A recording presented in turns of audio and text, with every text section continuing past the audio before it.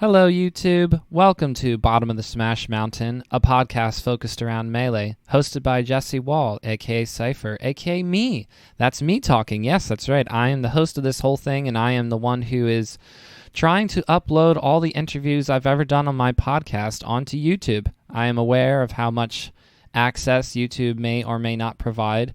Hopefully a lot for those of you who are more YouTube-focused platform users. Maybe you don't like listening to podcasts on Spotify or Apple Podcasts or Google Podcasts or Podcast Addict or Podbean or many of the other podcasting platforms. There's apparently more than just 3. The point is that if you don't want to listen to a podcast but you want to watch a video of a picture, maybe have it in a separate tab while you continue to browse the internet, now you can do it through YouTube. So hope you continue to listen, and thanks for watching.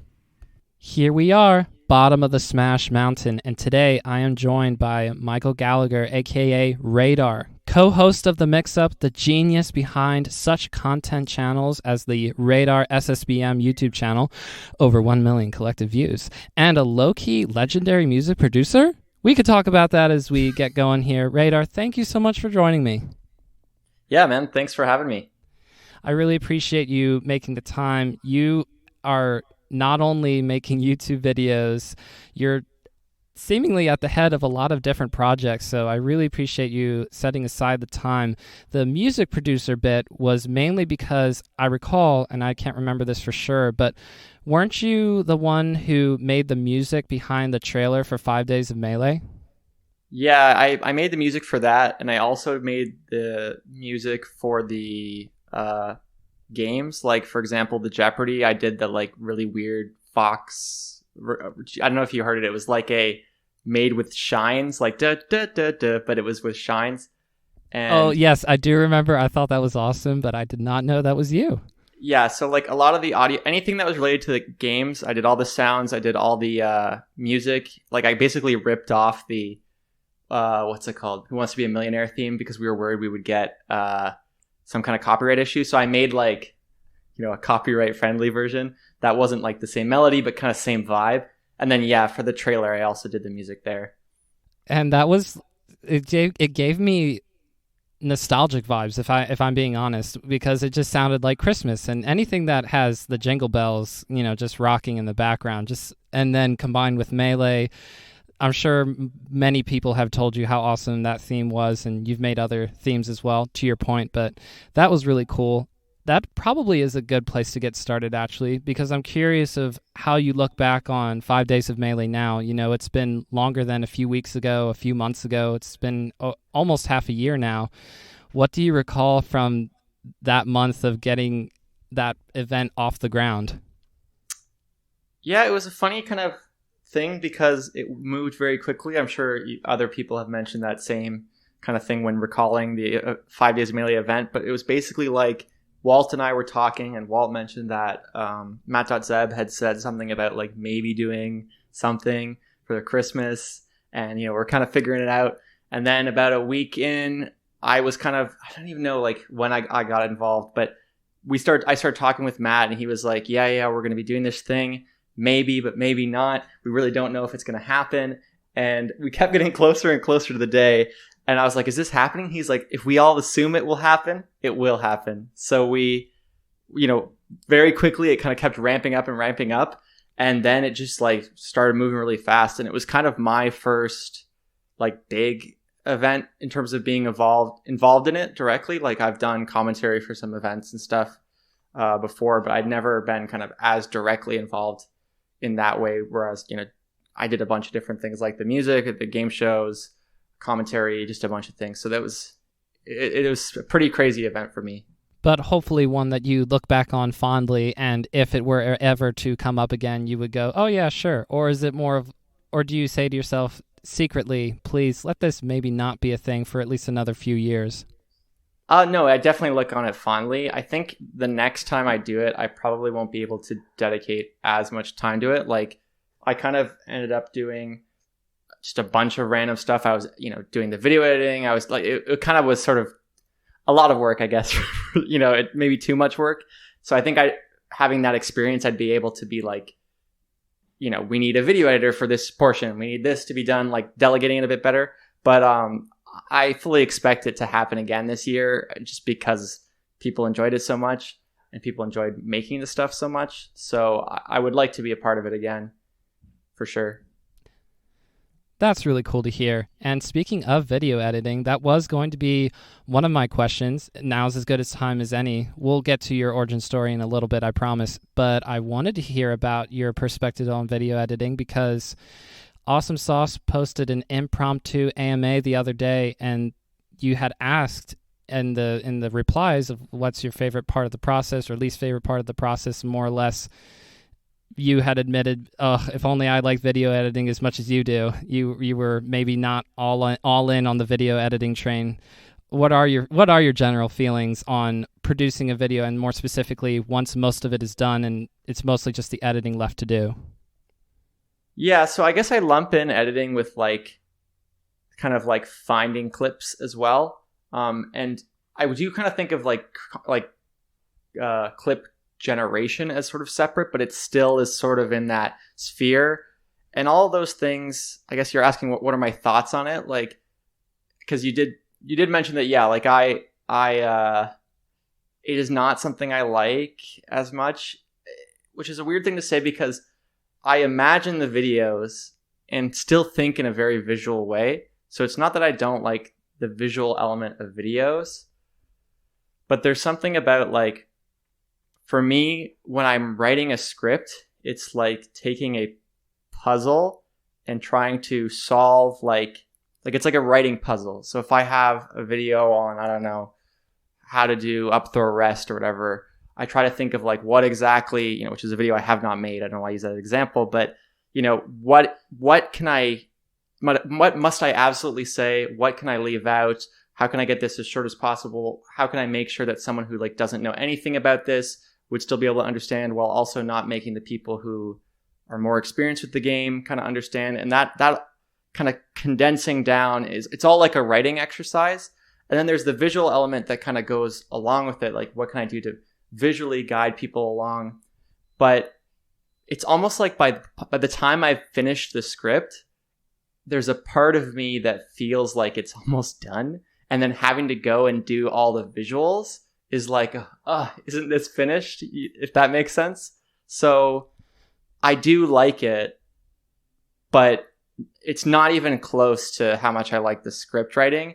And it does sometimes make me wonder if I should try to partner with someone, and if that would help me get more content out. But it can be hard to work with someone else when you have a very strong creative vision, I guess. Very fair. And this actually makes me think of the concept of, and I only know this to a very slight degree, so I am deferring to you here, but it's almost as if you're making the video several times over. And when it comes to the visual element, and that's being the last thing, you've already sort of made the video, in a certain sense, a couple of different times. So that feeling of, man, isn't this done yet? That kind of makes me think of that, because I'll go through just audio, and so considerably easier, I have to say. I haven't even messed with video yet, but I'll think to myself at a certain point, I've done this, and here I am still doing it, and I get through it and I push through.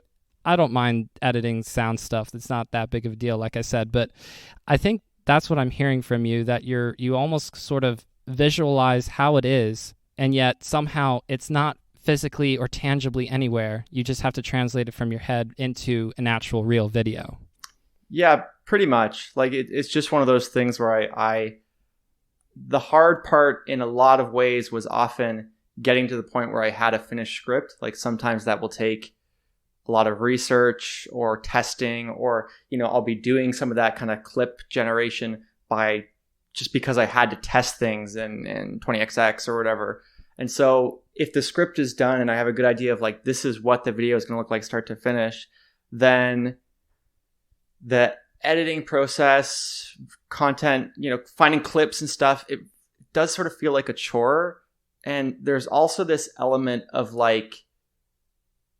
with the script, because somehow the writing process feels more I don't know what the word would be, but I'm more connected to it somehow when I'm doing it. So when I'm I'm able to, because it's less complicated, I guess, I'm able to sort of take what I'm imagining and then what the finished product is and have them be pretty close, especially if I'm revising and revising and revising.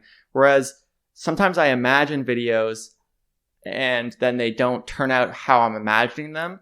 Like there's still a pretty big skill gap, whether it's because videos are so much more complicated, right? Like if I want to write a good article or even do a podcast, there's of course, a ton of skills involved, which I don't need to tell you.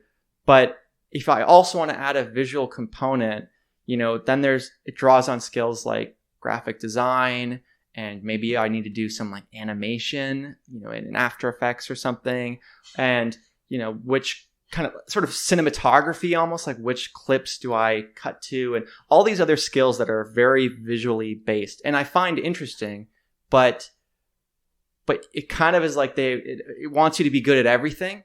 And I think something that, other people who make videos, like I think about this a lot, that I probably do the most by myself of any content creator in Melee. Like if you look at SSBM tutorials, it's like Kira and Connor, and they're kind of often collaborating with other people. If you look at the Ulsan Melee guys, there are several people working on the channel together.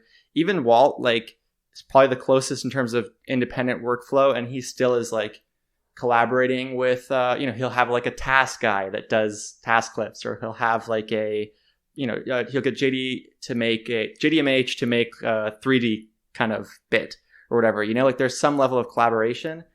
And I seem to always end up doing these things by myself, again, like I sort of alluded to. And because you can't be good at everything, sometimes there's that gap, a quality gap. I know that was a bit rambly, but yeah. This is your platform. You're more than welcome to ramble. It's making me think of how, and I wouldn't say that I feel that I have a super strong creative vision as much as somebody like you perhaps, but I have a pretty clear idea of what I want to do more often than not when it comes to the podcasting bit. But with the interview itself, obviously that's not something you control. It's somebody else that you're having a conversation with. So that's lovely. But then I think about you, I think about the other people that are in the Melee game, if you will. And to your point, you're having this back and forth, this dialogue in your head of saying, I have a pretty clear idea of what I want, and I really want to stick to that because artistic integrity or however you want to define it, but then also going, maybe help would be nice every now and again. But that is the direct trade-off. I think that this isn't a one-to-one example, but it sort of reminds me of Fizzy, to his credit, as an amazing, amazing programmer, and does all kinds of amazing things behind Project Slippy and giving us rollback. So that is a big thank you to Fizzy. But I've heard him talk about bringing on more people to collaborate with Project Slippy enough that I can tell just by hearing Fizzy talk about it in interviews, if it's on the Scar and Toph show or what have you, shout outs. But Fizzy has a really clear vision of how to do things and is almost hesitant to accept help more often than not because of that strong vision. I think that it is a dual-wielding effect. Sorry, a double-edged sword. That's what I meant to say. So I don't think it's either like a bad or an amazing thing at the same time. I think it's just you, Radar. I think that your videos come across pretty well, and even if it's not quote unquote flashy or whatever you feel is missing sometimes, they're still really enjoyable. So you at least have a fan in me and the other people that subscribe to your YouTube channel. I think the challenge for me is mostly a time thing. So, it's not, most people who subscribe to my channel are aware that I'm not making weekly videos, and there's, health reasons, I'm sure, which we'll touch on later as to that. But even before I had those issues, like, it's hard to juggle all of this sort of on your own. I think another person like Junebug knows all this stuff about Melee and then partnered with like a video person, kind of an editor, to help him. And it's very, very common on YouTube to have like, Toph has a video editor, I'm pretty sure. And, Hugs has a video editor for sure. Like, it's just that kind of combo is very common. And you see it a lot with streams, which is a bit different from the kind of videos I do. But yeah, it's not even just so much about like a competing vision, it's also about like and I'm sure this is what Fizzy is thinking as well, so I work as a copywriter in advertising, which is basically the people who like write the ads, like the kind of creative side. They come up with like, it's not just like writing, like you come up with some idea, like you could write the Old Spice ad and, he's on a horse, blah, blah, blah. And in those times when you're working on a project, sometimes you might be like kind of overworked, and you could ask like your boss or whatever, like, hey, we need more people on this. But the problem that you run into is then you have to like brief them in on the whole project and say like, hey, this is what we need to do. This is what the client wants. This is blah, blah, blah.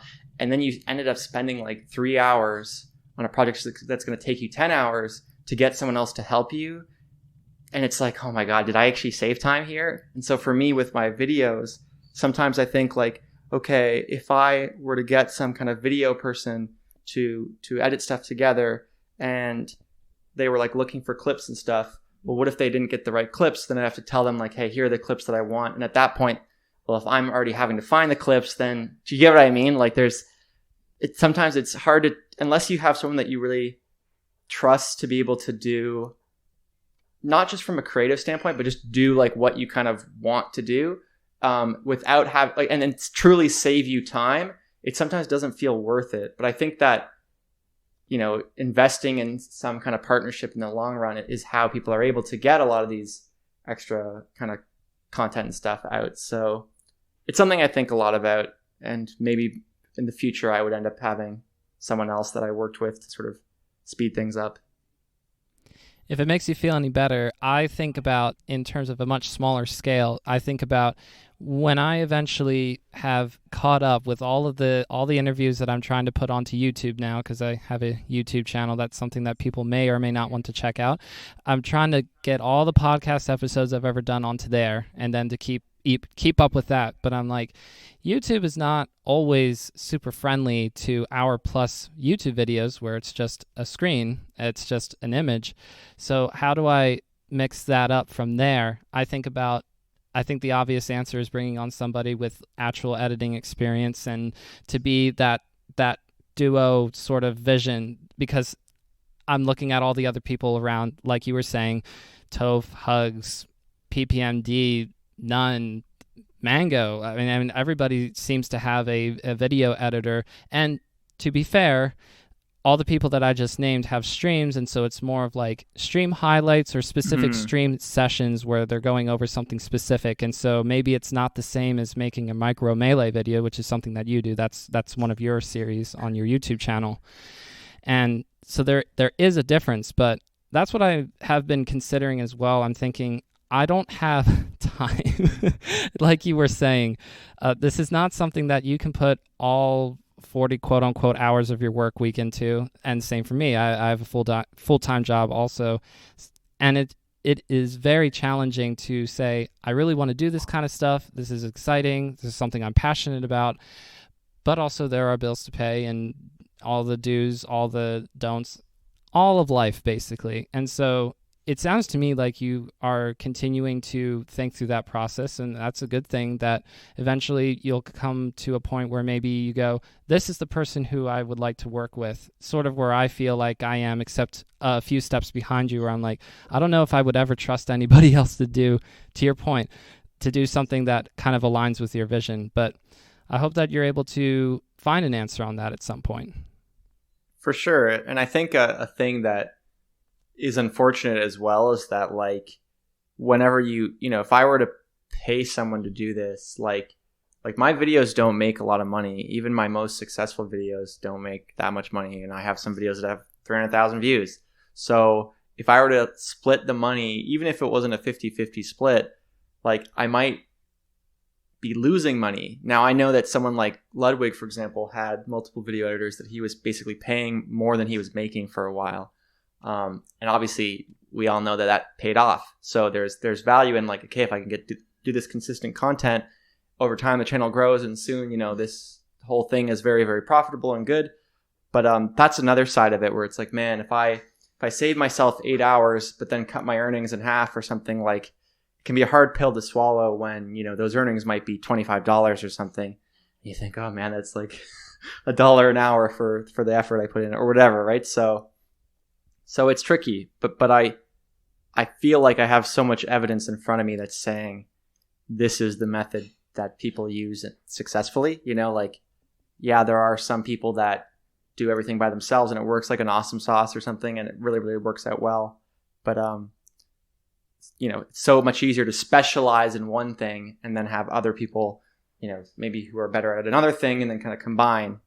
So, yeah, I don't know. It's tricky for sure. Want to give a shout out to the Wannabes podcast. This is something that I've heard them talk about enough times where JD and Wasabi both feel like video editing, that's not really our thing, but if we can find someone who's willing to help out while we're still small, or if we can eventually afford to throw a few bucks in somebody's direction to help us pump out more content and then sort of build from there.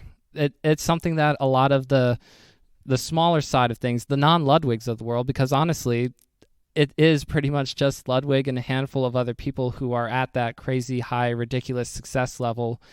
The simple truth of the matter is that it's probably not going to work out that way for everyone in the Melee game or in the content creation game in general, and how to balance all that. What do you really want to do? What do you not want to do? So I have a big question to wrap that up, but I'm going to try to save that for not tomorrow. Let's save that for a little bit later. We are not talking that long. Okay. I wanted to rewind then back to a little bit of your origin story. And speaking of the Wannabes, you and JD, as I recall, or was it Wasabi? I'm pretty sure it was JD, who talked on the Wannabes podcast and went over your origin story a little bit. So I want to make sure that people check that out as well to hear your story. But to go over it again here, maybe one question to start it is, have you been in Vancouver all of your life?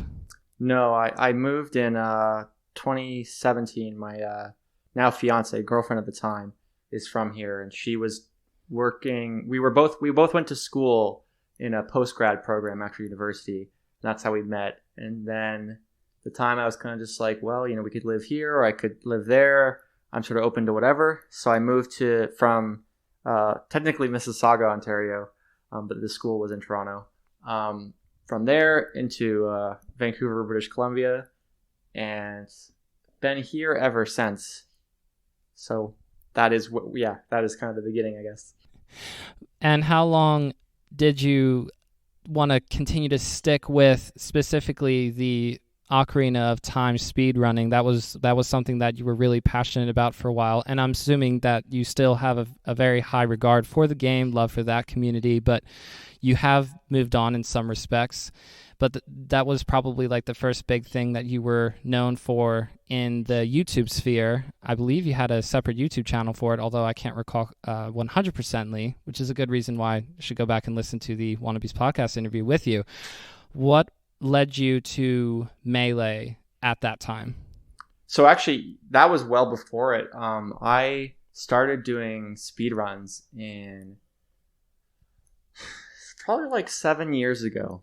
And I watched, I'm trying to even think, just a bunch of kind of runners like CFG, Narcissa, kind of people that were sort of popular in the space at the time.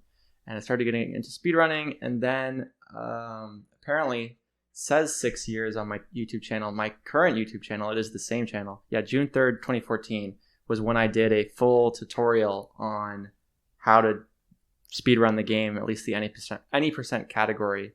So the question was kind of how did I move from that or yeah, how you moved on from that towards Melee, or was there a game in the middle there?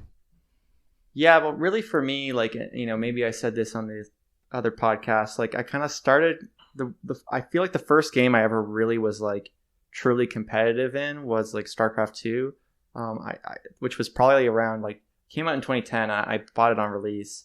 So I was really, really involved in that. And I got very good at the game and was very serious about it and watching kind of all the streams and everything. And then after that, the game had a lot of issues for a little while and I kind of fell out of it. It's good now. If anyone ever wants to get into an RTS, it's definitely a good game to check out. But I don't know even, I sort of fell into speedrunning. It was something that I really liked at the time. I started getting involved in streaming. And then I started doing the kind of tutorials, and around that time, like a lot of other people, kind of the documentary had come out, and I'd played Smash like in 2001 when the game came out. I was born in 1993, so I played Smash 64. Really liked that game. When Melee came out, I liked it, and I can remember there were tournaments at my university, which is McMaster University in Hamilton, and they had a series called McSmaster. And the second event they flew out Mewtwo King, or the third event, and that was the first one I heard about. And I didn't enter. I was like, oh, maybe I should go to this. And I knew. And by the time the second one came around, which might have been 2015 or 2014, I'm trying to remember. They flew out Armada, and that one I did sign up for and I went to. And it kind of was like, that was sort of the transitionary period where like I was still sort of speedrunning, but I also was like kind of getting into Melee. And eventually I kind of stopped speedrunning, but was still playing Melee, got more involved in that community. And because I had done this tutorial series for the Ocarina of Time, any percent, I kind of felt like I could do a similar thing with Melee.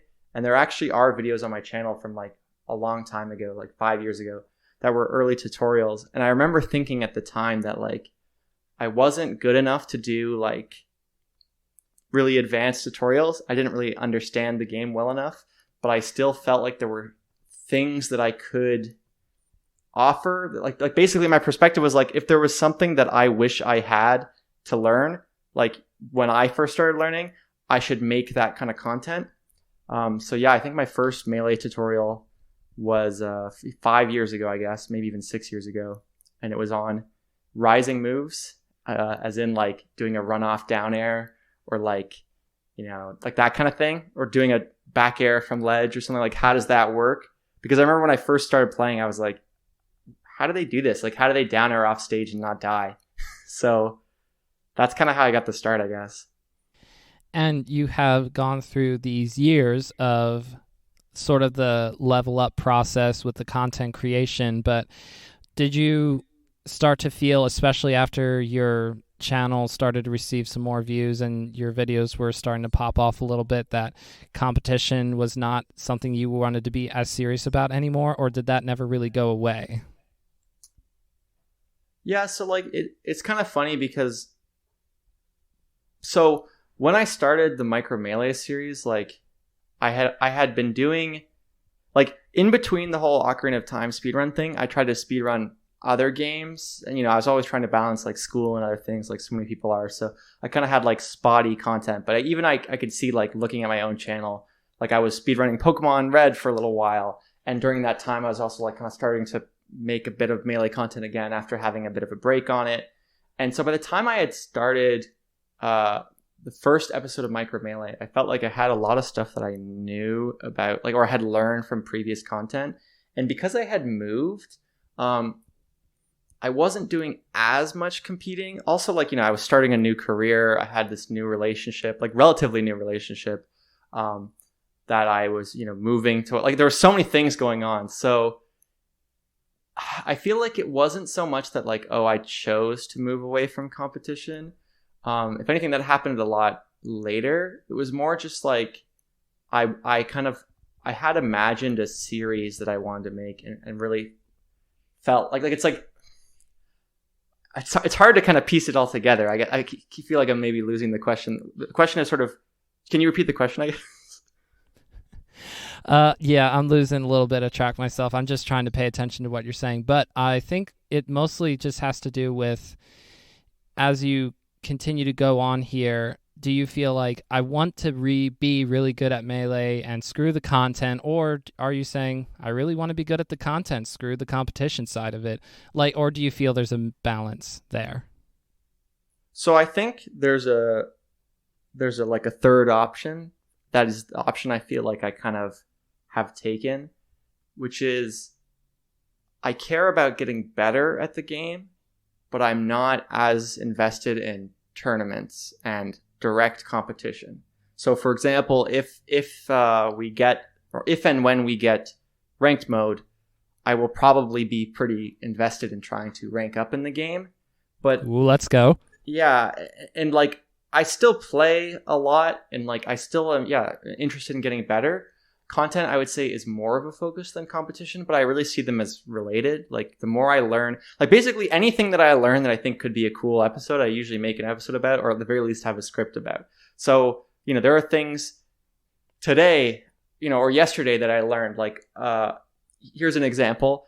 Everyone talks about how Marth has like a janky shield that kind of is bugged so that when he does, like, he can do power shields more easily because his shield is like above the ground. But not many people know that Samus's shield is bugged in the same way. And both of them affect like certain laser height interactions where you can do like lower lasers. And it's basically not possible for Marth to normally power shield the lowest laser. And this is the kind of thing where it's like, not a lot of people know this. And so I learn it. And not only is that useful for me as a player, but it's also like, oh man, like I just want to share this information because it's so, there's just so much to like talk about. But I think in terms of answering the question of like, did I consciously move away from competing and stuff? Kind of, because I was actually talking to a friend about this yesterday, that like I want to get better, but I don't get a lot from tournaments, like especially nowadays where I'm maybe a more known figure in the community, where like if I do well, great, I do well. If I do poorly, it's like, oh man, Radar actually sucks. Did you guys know that? Like he's bad at the game. You know what I mean? Like like I competed. If you look at my Smash GG stats or whatever, I did a tournament, a Save as Untitled tournament, where I went 0-2. It was like the first tournament in maybe like 4 years that I'd gone 0-2. And I don't know what went wrong. Like I think I just played a Marth, and Marth Falco sometimes can be sort of an unfavorable thing, and it just didn't go well for whatever reason.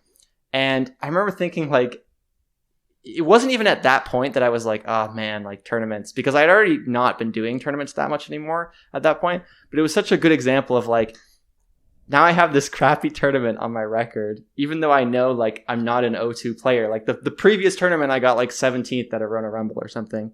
But it's just like, man, there's all this stress, and especially like even online or not, like it's just a very grueling experience. Like competing in a tournament is very tiring for me, and maybe it isn't for other people, but you have to like dedicate a whole day to it, sometimes multiple days. You've been working for like a month, 2 months, technically years to try to do as well as you can. And, then you accidentally miss a ledge dash, and oh my God, all my work and effort, you know what I mean? Like it's just so unforgiving. And so at a certain point, I just kind of realized that like it was a bit of an unhealthy relationship in a way, where like I'd have this internal motivation to want to get better at Melee. But then that motivation, if it was manifesting itself in going to tournaments, like especially later in life, it kind of ended up disappointing me. And that's not to say I've had no good results. Like earlier on in 2016, I think I got top 64 at EGLX, and I almost made it out of pools at Gommel 2016, which I think I got 96th. But like if I had won one more, it would have been like, which isn't an amazing result, but like it's hard to get out of pools at a tournament with like 400 people or whatever. Like that was like the second wave of pools, and I was one match away. Like, so I had okay results, but just lately it isn't something that I'm as interested in for the reasons I said. Like it's so emotionally draining, and I know that like if I put that same effort into making a video, more people would enjoy that anyway. Like no one cares about how I do in tournaments other than, does this guy actually know what he's talking about? You know what I mean? Yeah, and that makes sense to me. You can't miss that ledge dash and regret it for the next 3 months because it was just a simulation of you trying to show people how to ledge dash. You're like, okay, wow, my whole month is not ruined. Hey, how about that? I think that playing in tournaments is something that I'm definitely looking forward to, but I am interested to see the result of how I'm going to feel when I go 0-2 and just continue to go 0-2 and feel like I'm never going to do anything better than going 0-2. That'll be my story for a little while, I imagine, and go from there and see what happens. But I think that there's a variety of how people experience tournaments and online tournaments, which is a completely whole other thing.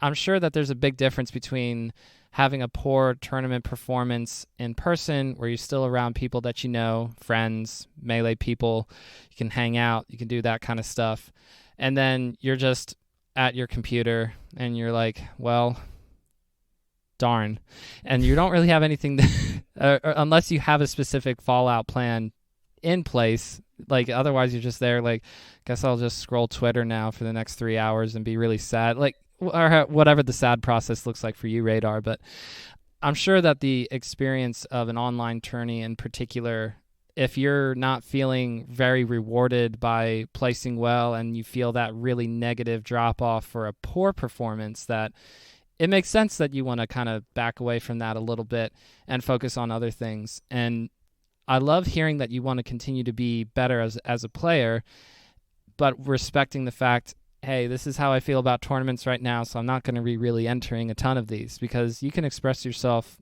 through Melee in so many other ways, as you well know. Yeah, and I think, like, if anyone has seen my Do Tournaments Actually Measure Skill video, and, you know, there will be a follow-up video. There's a lot of reasons why it got delayed, but... Ooh. Well, you know, it's a video in the video I say there will be a part 2, and many people have been like, why do we not have a part 2 yet? And it's a lot of reasons, but I talk about in the video how, like, tournaments don't do a great job of measuring skill unless you are, like, at the very top. You know, they're a small sample size. If you're going 0-2, you might only play a handful of sets. It's kind of hard to seed lower level players, you know, like the it's a lot easier to get that from a large ladder system like an online system. So, you know, being able to grind at home and play a bunch of games and slowly rank up to the equivalent of Masters League or GM or whatever in an online slippy format is fun. But, you know, having a bad bracket or a good bracket, like, or whatever, you know, doesn't always work out the same in a tournament setting. So I find, like, my issues with tournaments aren't just all the kind of competition stuff, which is also bad. Like I already said, I'm not great in that setting. Like, I get nervous. I find it very, you know, I'm a very emotional person just generally. And so you said, yeah, like, you know, if I lose, it might ruin my day. And I think, why am I giving myself an opportunity to ruin my day in the first place?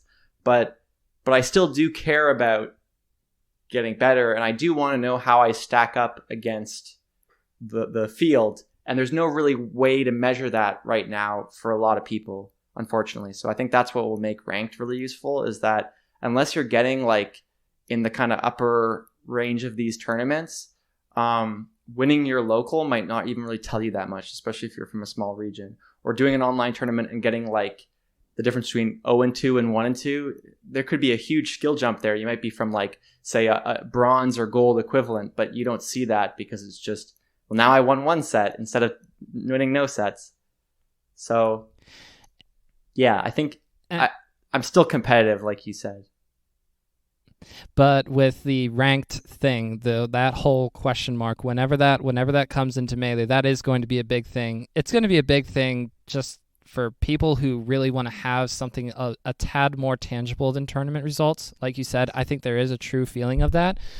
I love the Training Mode Tuesdays ELO ladder system. I think that's one really cool way that you can potentially try to figure out, okay, am I actually leveling up here? These are the people I've been playing in the past couple of weeks to try to move up this ladder, to try to get into, like, the regular bracket as compared to the amateur bracket. But that's on, like, a small scale. Just imagine booting up Slippy, and there it is, the shiny word that we've all been looking forward to for almost a year now, the word of ranked.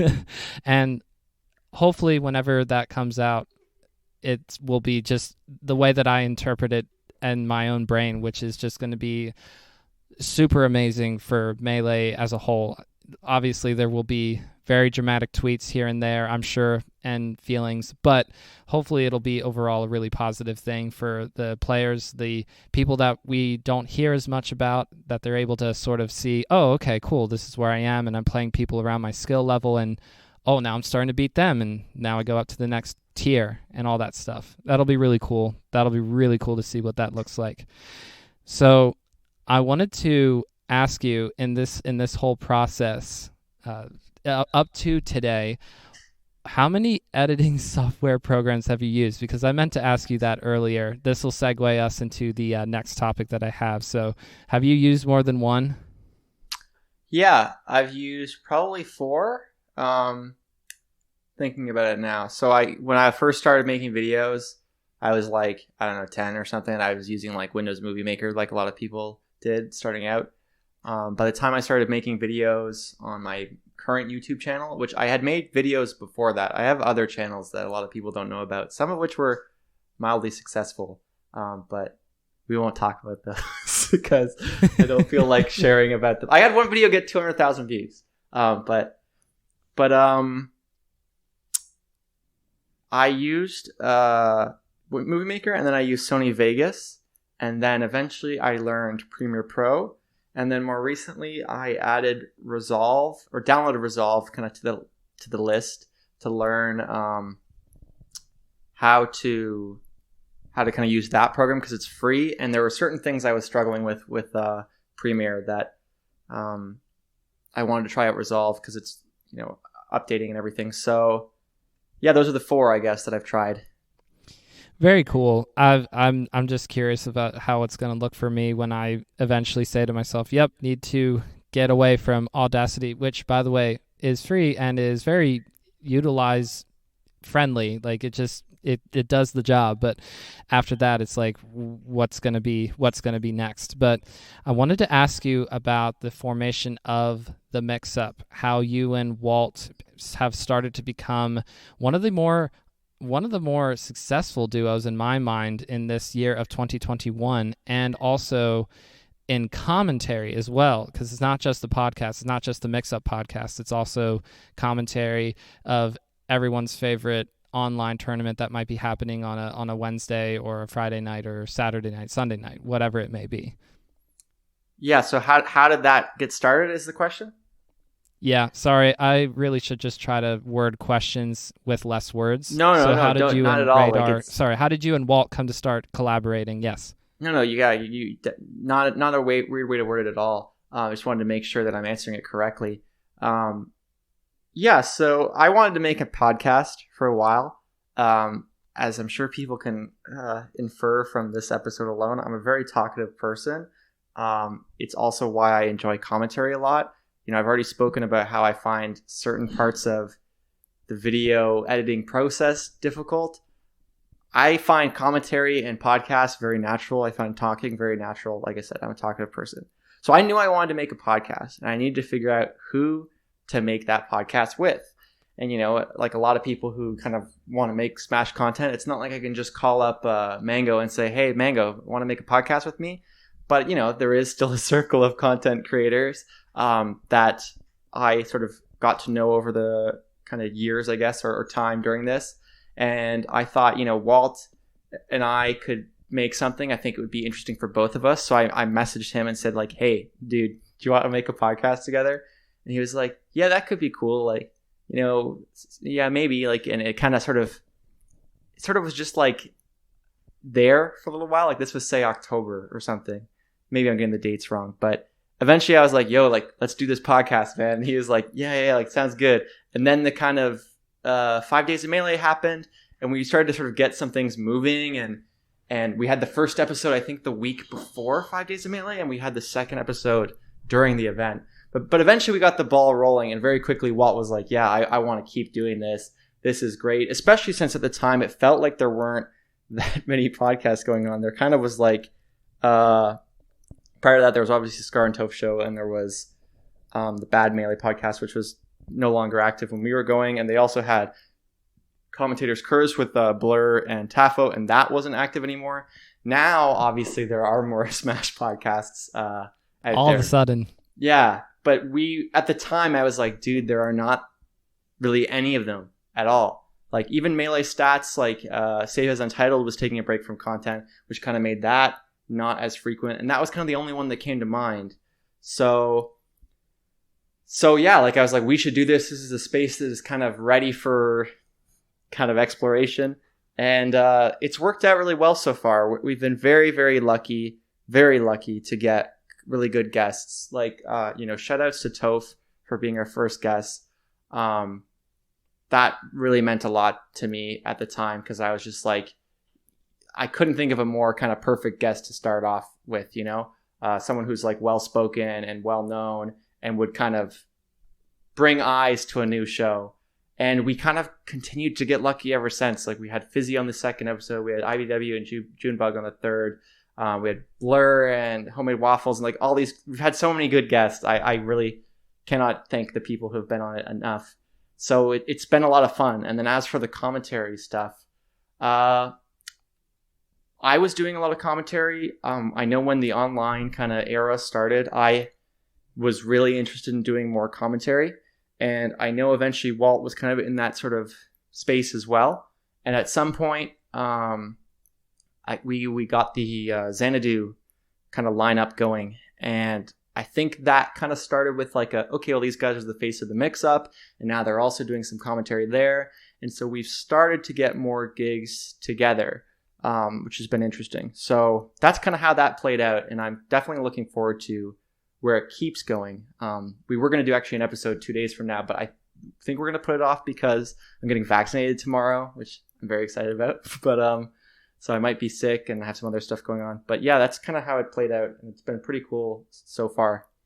One of the big strengths of the Mix Up podcast is, of course, you and Walt are, I think, great co-hosts and could definitely do a few of the Mix Up episodes on your own. However, there's definitely something to be said about having some star power in the guest lineup as well. So that is awesome that you've been able to get people that are amazing for talking, that have great history with Melee, all that kind of stuff in the Mix-Up episodes so far. And I'm hoping that with the commentary side of things that you and Walt are able to continue to level up in there as well. It's also really cool how the Mix-Up is not on the same schedule as me, because I feel pressure to keep going. Not because anybody has put it on me. I put it on myself, so I consider that a little slightly more healthy. But I also see the value, the amazing comfort of going, you know what? Maybe we don't have to do one this week because we can wait another week or 2 weeks. Heck, we could wait another month before we do another one of these, because it's just going to be awesome. People are going to tune in. It's going to be great. Hopefully you don't feel a whole lot of pressure to keep up with it, but for all the Mix-Up episodes so far, they've all been fantastic.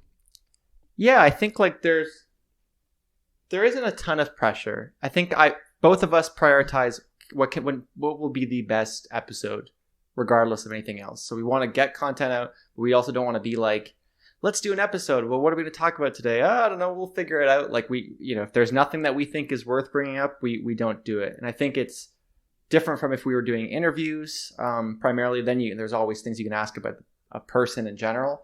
But in terms of just like kind of the format we have going, we're kind of comfortable on trying to do a bi-weekly schedule, but not doing it bi-weekly as in every 2 weeks. But we haven't been as consistent on that. We did want to be more consistent. So hopefully within the second half of the year, we do have a more regular show. But yeah, we'll never force it.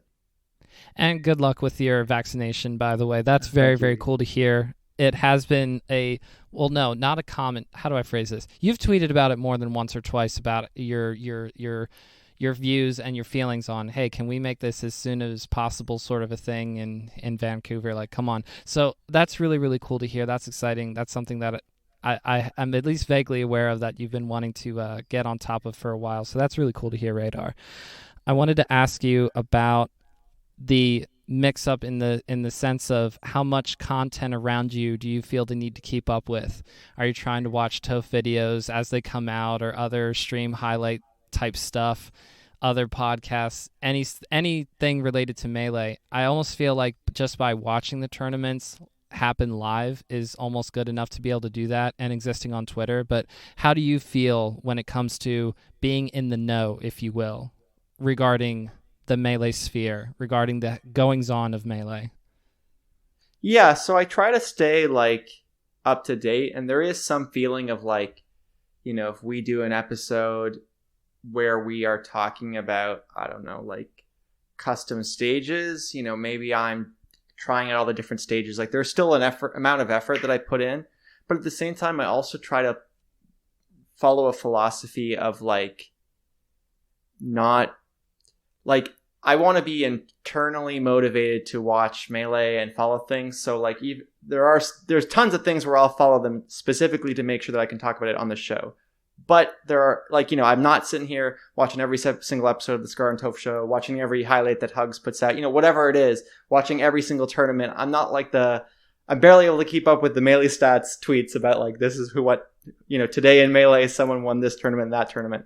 But because I'm naturally interested in Melee, because I do commentary, and so I'm, watching these matches, like I'm able to stay pretty up to date on it. So that's kind of how I can keep in touch, and thankfully not feel like I'm forcing it. But of course, there are going to be some times where I'm deliberately like doing research. Maybe I read the box manifesto if we're doing an episode on controllers or something, that kind of thing.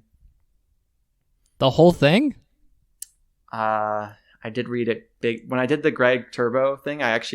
Greg Turbo, obviously Frame 1, but I still read, I wanted to do a fair amount of research because I don't actually own a Frame 1 or any of these controllers. So there are times where I've done, a decent amount of research, like reading, rule sets and manifestos that Hacks makes and the whole shebang. Wow, that is so impressive because how was I made aware of this manifesto? Was it it was probably the interview with Greg Turbo that you did on your player profile series, because as soon as I was made aware of exactly how long that document is, I was like, excuse me, huh? Like, that was my reaction. I was like, how much is there to go? Don't the buttons just do the button description action? But apparently there's a lot more than that. So that is very cool, Radar. Look at you. Good for you. So much research. That's awesome. So I wanted to ask, and is there any particular reason for pink? I have noticed that pink is sort of a strong color choice for you. I'm just curious where that comes from, or maybe you haven't noticed. Maybe you don't feel the same way about it as I do. Well, like my colors that I started with were the pink and blue, right? And early on, when I started the channel, I was very deliberate. Not very when I started the channel, but when I started Micro Melee, I was intentionally trying to make something that was very branded. So like, I wanted to have a nice name. I wanted to have colors and fonts and stuff that you associate with it. I wanted to look as nice as I could get it, which, there were a lot of things that I look back on and think this is ugly as hell, but like, I was trying to do kind of my best thing. And so one of those things that I consciously associate with is sort of this pink and blue color scheme. Micro Melee is the series I've known the most for. So it's not a coincidence that I'll use certain color schemes for sure. And if pink is the one that kind of people are associating with me, then it's not totally unintentional, I guess. Well, that's excellent. I mean, I have noticed the continuation.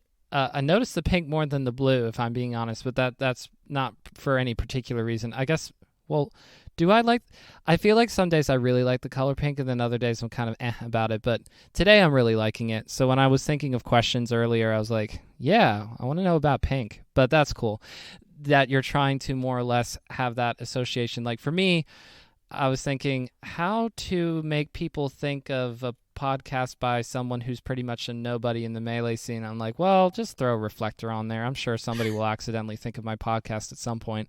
So to your point, if you're gonna do this whole content thing, and you know this already, you said it already, having things be associated with you that are a little bit more basic, that might just come up accidentally somehow, like, the color pink is everywhere and the color blue. So see it, maybe you think of Radar. Hey, that'd be pretty cool. Well, other people weren't using those colors too, right? Like, go ahead. Like I was trying to do something that was different as well. So it was, it was an intentional thing.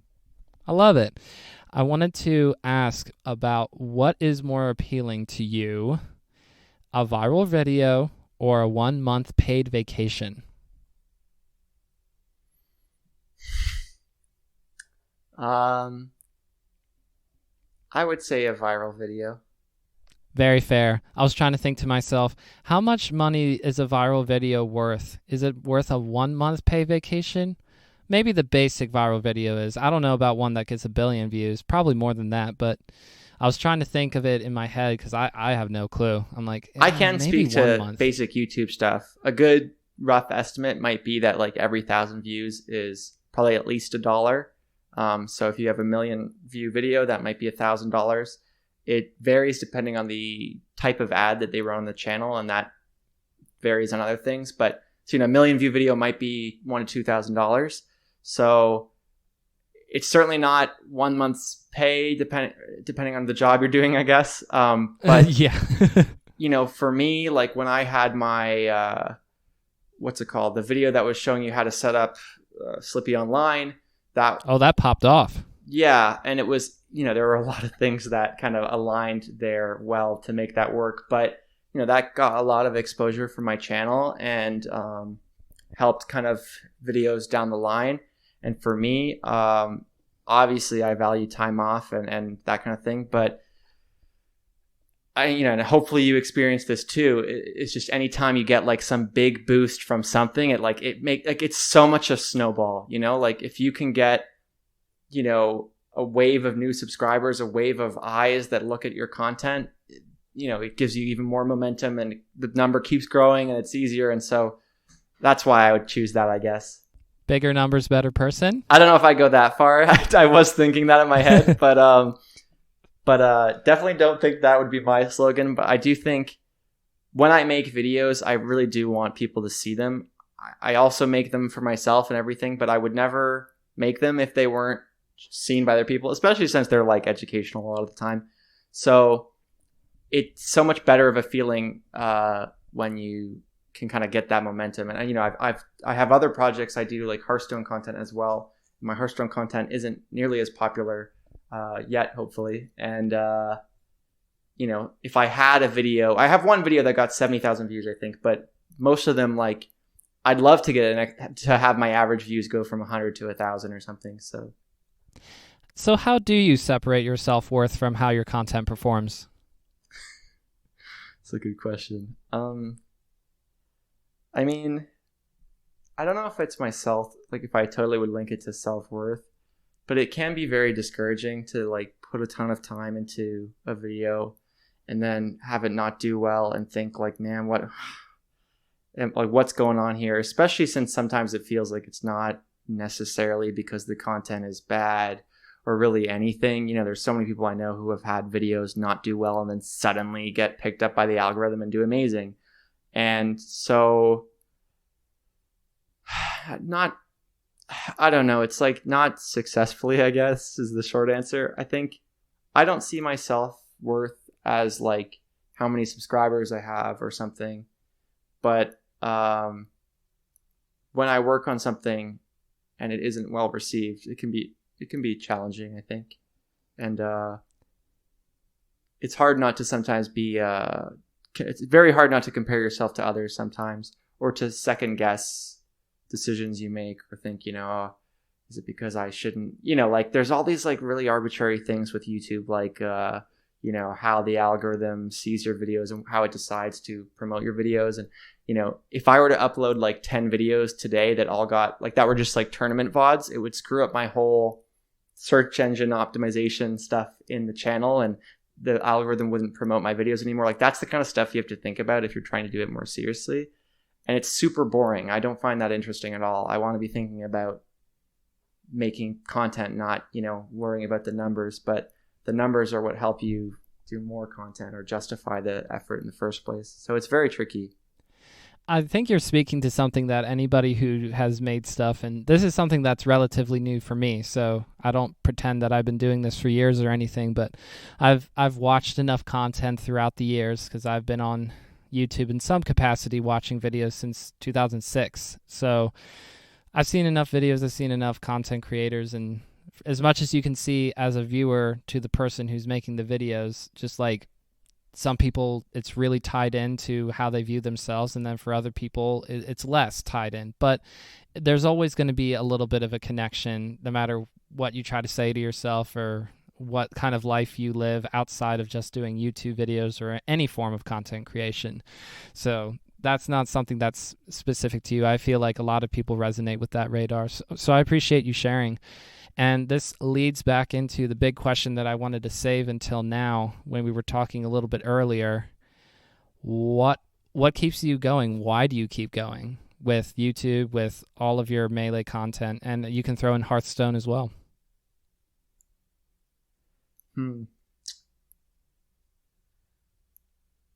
I don't totally know the answer.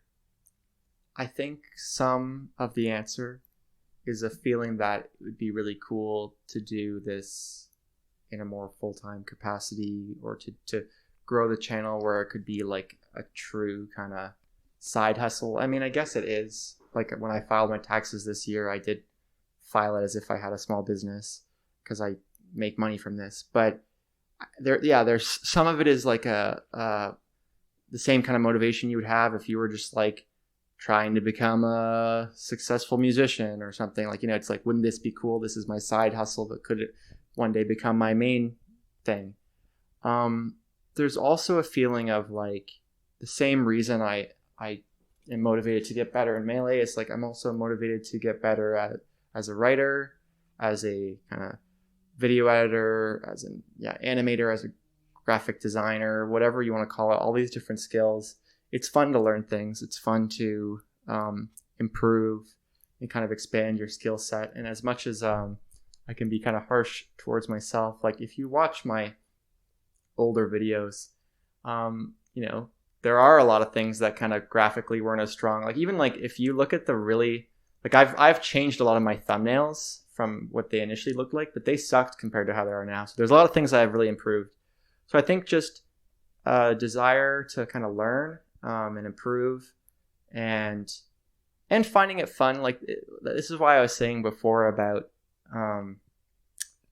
the kind of editor thing is like, I want to write scripts. Like I come up with an idea and it is on some level fun for me to write a script. And that's why I have like maybe 70 scripts or 80 scripts that are not finished videos.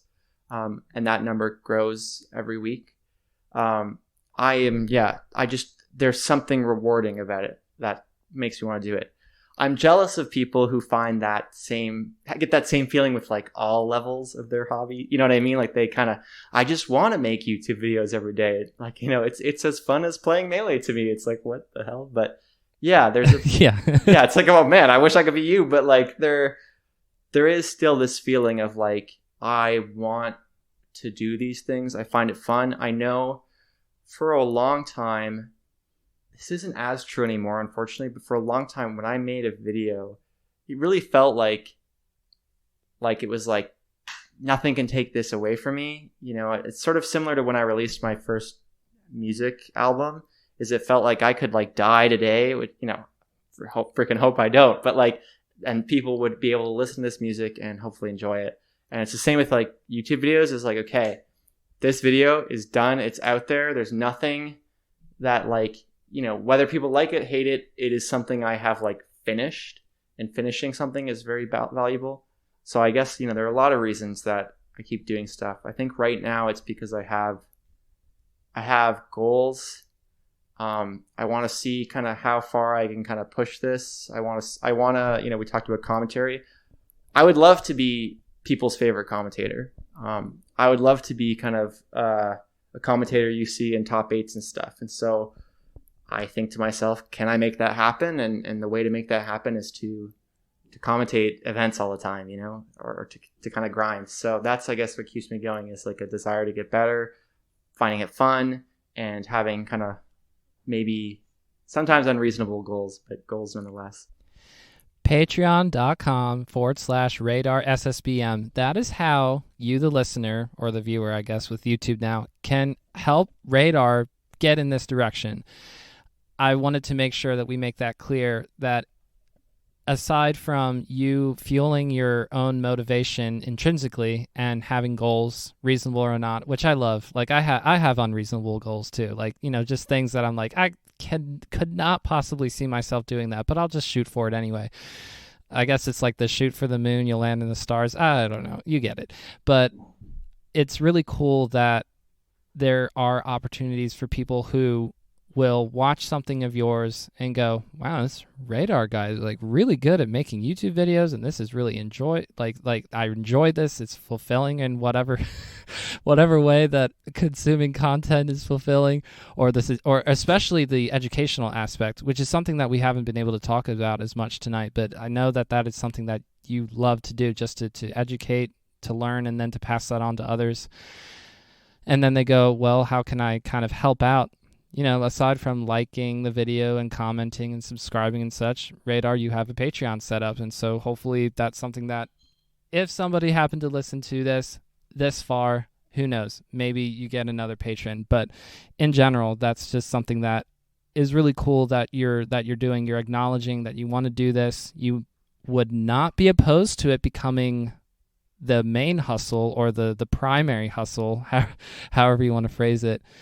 It would be really cool to see those sort of things happen.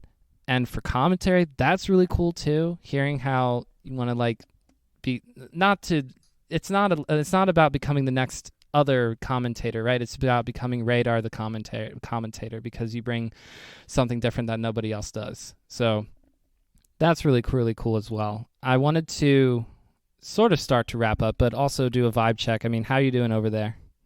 Yeah, I'm not doing too bad. I feel like, it's always tricky to kind of manage time. I'm happy to keep going. I'm not in any rush to do, I can keep going as long as you want to. But yeah, it's definitely would help out if people were to support the Patreon. I really appreciate people who do, and I do often feel that I don't do enough for those people. It's so hard to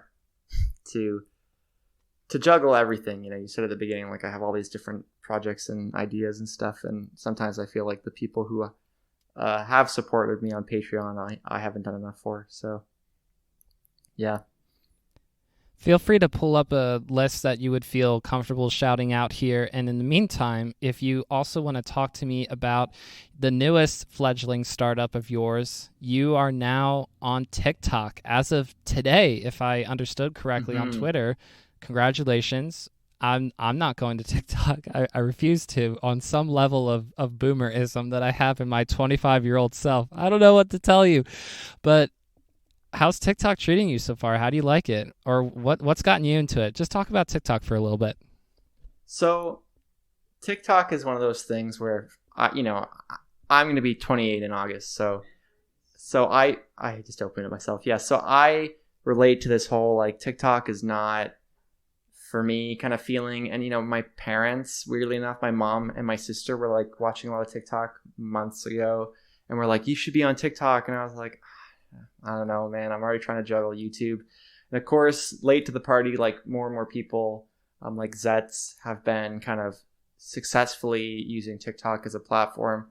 So I realized at a certain point that when I started Micro Melee, and you can actually look back on my videos and see how this has changed. When I started Micro Melee, the idea in the name was supposed to be like short videos about micro situations in Melee. So like first video was back air rest. Like here's a rest setup that you don't see that often, but is actually kind of good. So it's going to be a 2-minute and 28-second video. That's it.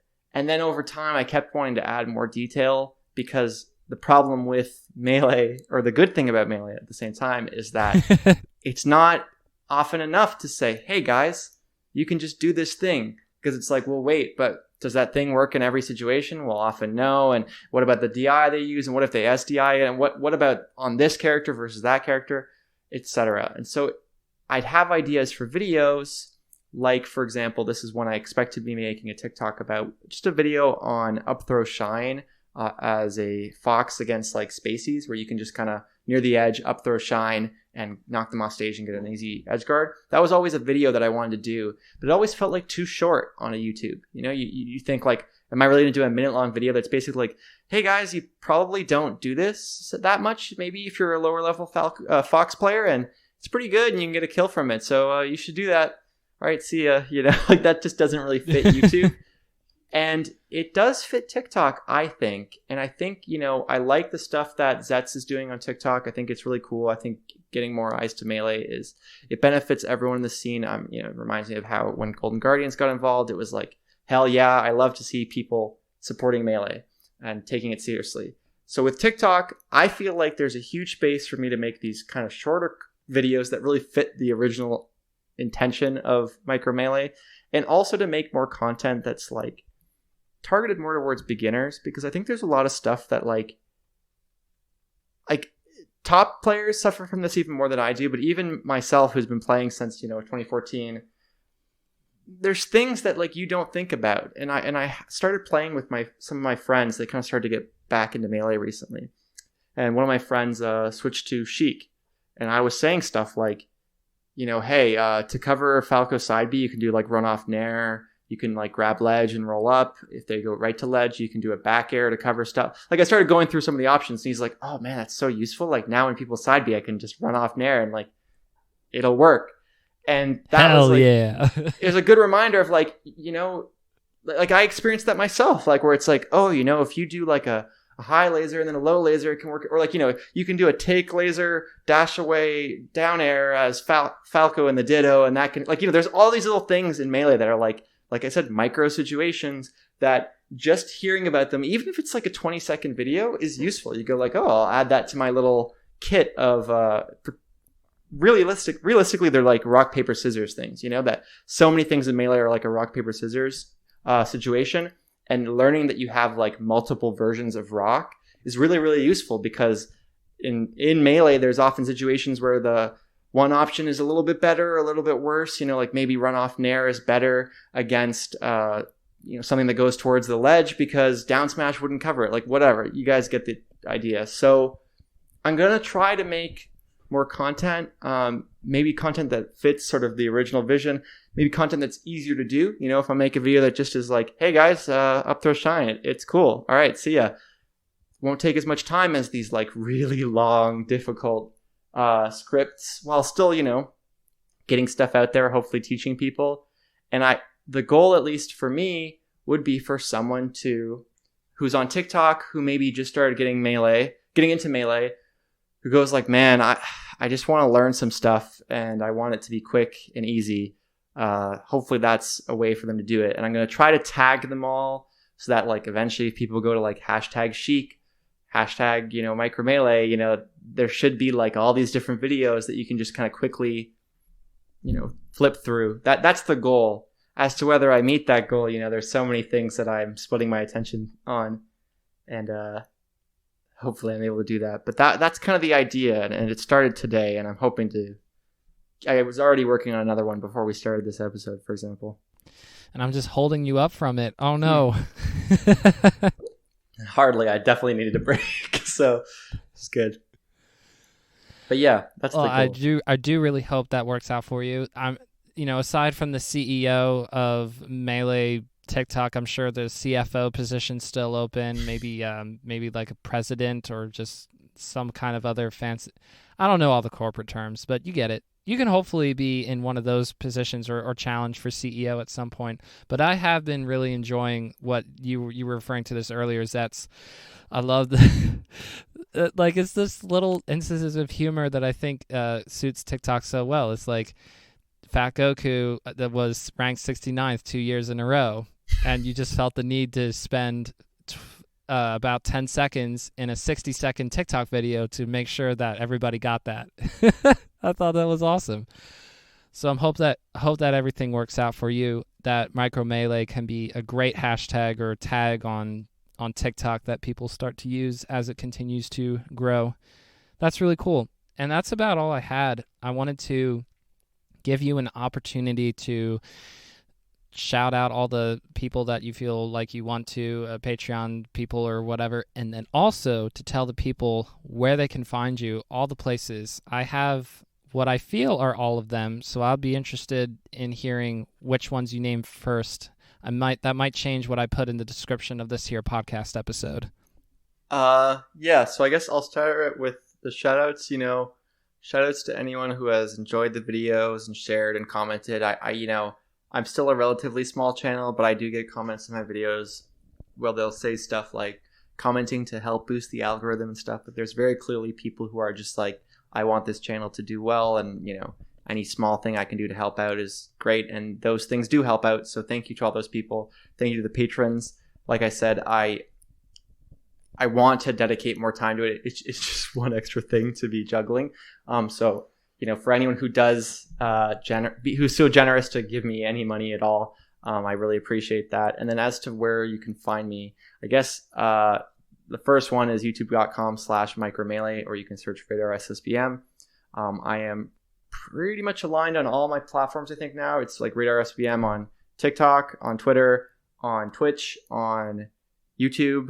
I haven't been streaming as much. I was actually streaming a lot of Hearthstone Battlegrounds because I was like so close to being top 200 in that game. I was just scraping the door of top 200. So I was focusing on that for a little while, but I've been playing more Melee. I probably will be streaming more Melee, so that is something that it'd be cool to get kind of that going. I might even stream that on my YouTube channel. I did a stream the other day. So yeah, those are the places people can find me. You can find my podcast on Spotify. You can also find it, the Mix Up. You can also find it, we record it live at Walt's channel, YouTube, twitch.tv/turndownforwalt. And I've been doing commentary. I literally, while doing this interview, got 2 separate requests to do commentary. So I think I'm going to do commentary this weekend for Levo again, which I did the previous 2 Levos ago. And I think I'm going to be doing a lot more that I don't think I can announce yet, but expect pretty much there's a lot of commentary coming in the future. So hopefully I can improve a lot and you guys enjoy that side of things. Let's go, Radar. Thank you so much for joining me on Bottom of the Smash Mountain. Yeah, thank you for having me. I really appreciate coming on. Thank you so much for listening to today's episode of Bottom of the Smash Mountain. Before you get going, please like the video. Where are you going? You left. Well, for those of you who are still here, please like the video, subscribe to the channel, comment your favorite part of the interview. Hey, is there a timestamps person that wants to post them? Because for now, the only thing that I'm doing for timestamps is the start of the interview and the end of the interview. You're welcome, YouTube. I couldn't be bothered.